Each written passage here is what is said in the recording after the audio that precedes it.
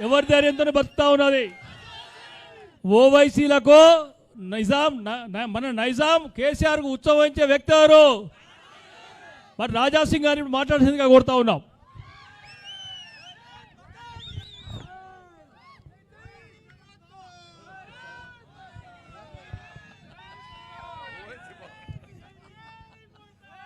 बोलो भारत माता की, भारत माता की जय श्री राम, जय श्री राम।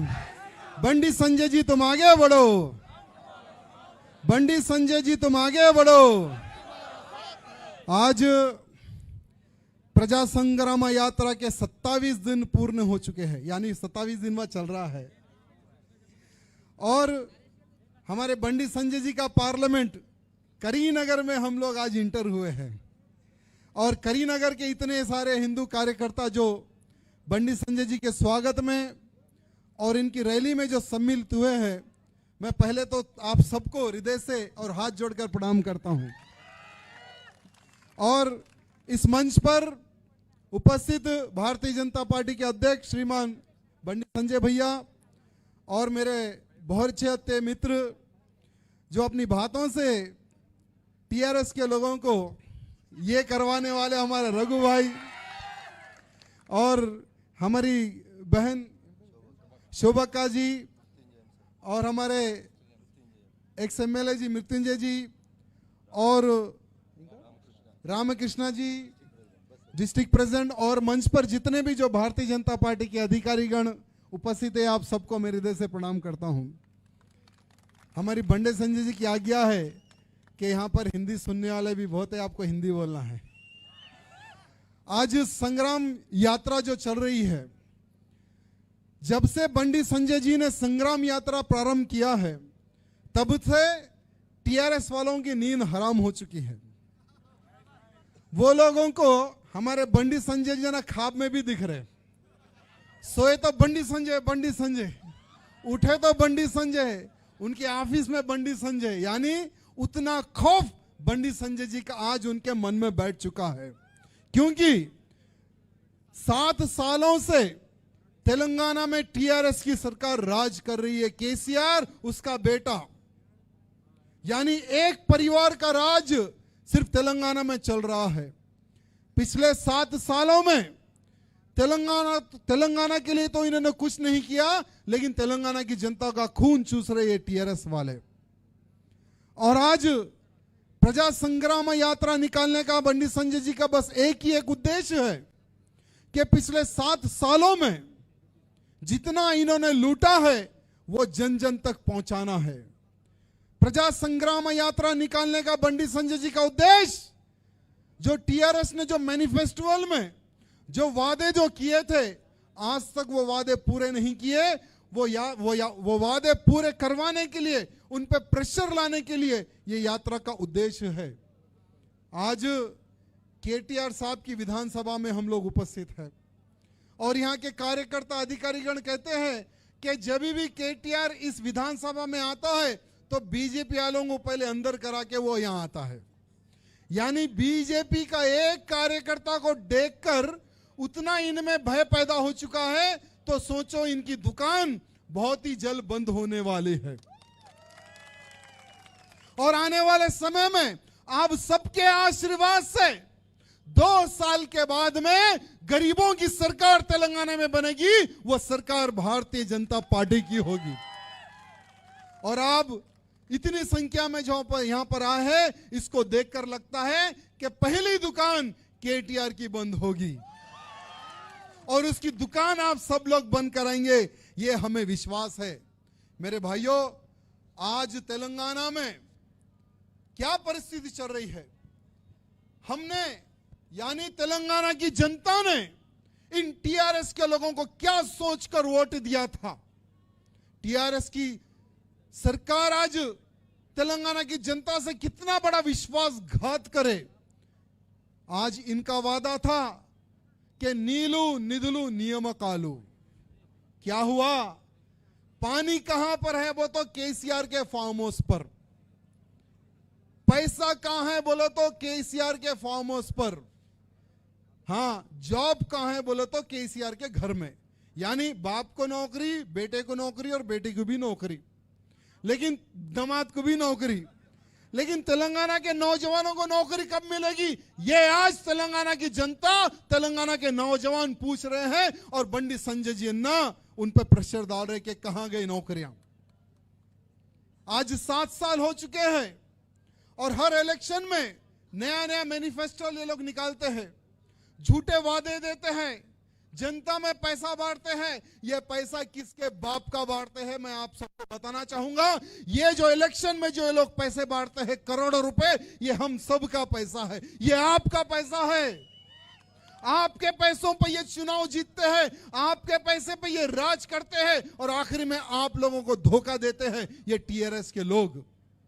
मैं यहां पर सभी कार्यकर्ताओं को हाथ जोड़कर यही निवेदन करना चाहूंगा कि हमें ज्यादा से ज्यादा इनकी जो मक्कारी है, इनकी जो गद्दारी है, यह जन जन तक पहुंचाने का संकल्प हम सबका बनता है मेरे भाइयों। आज तेलंगाना आया है, तेलंगाना ऐसे ही नहीं आया मेरे भाइयों।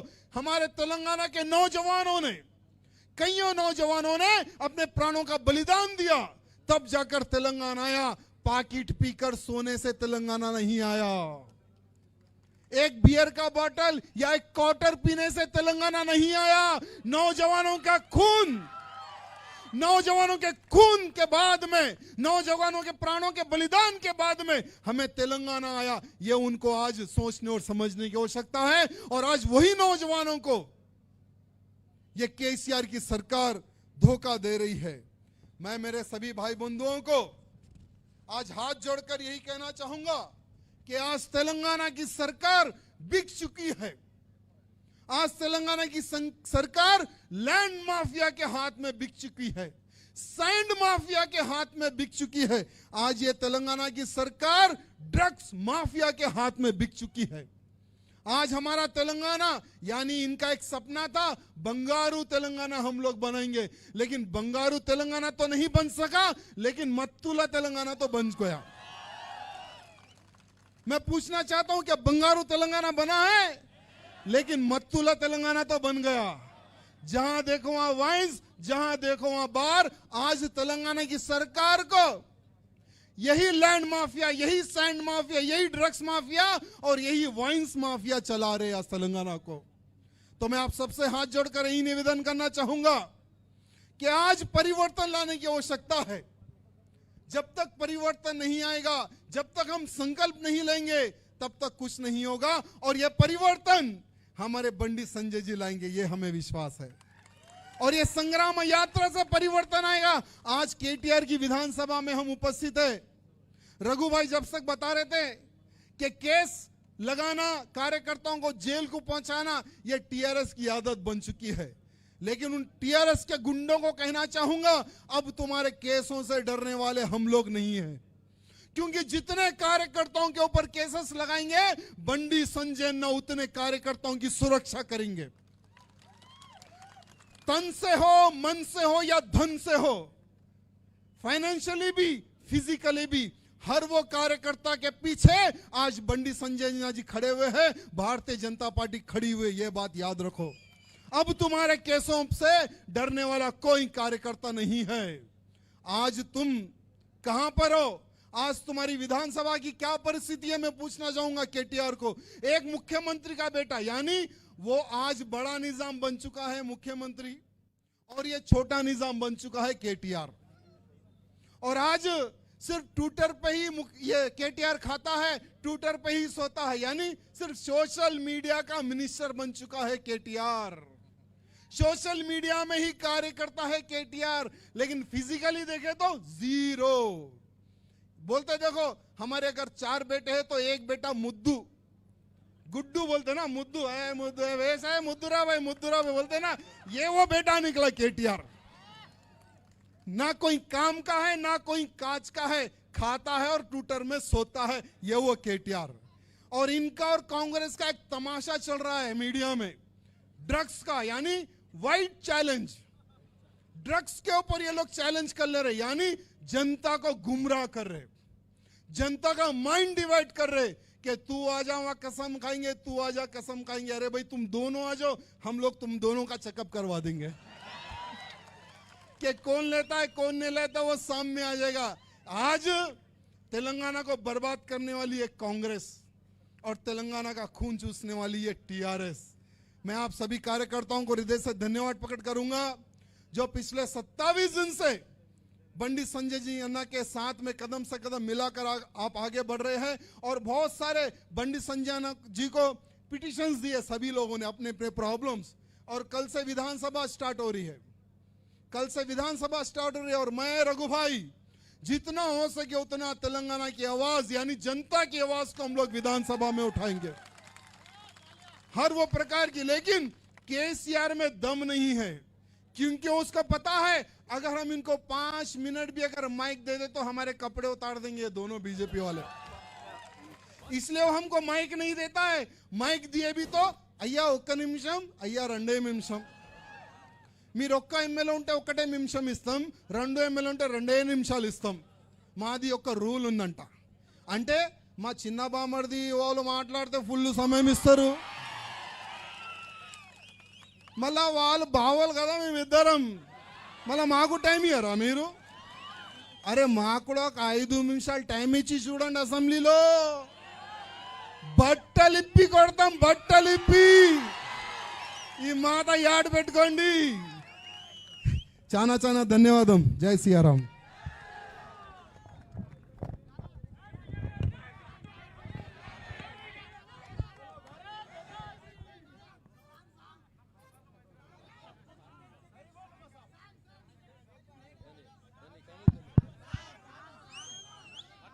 తమలో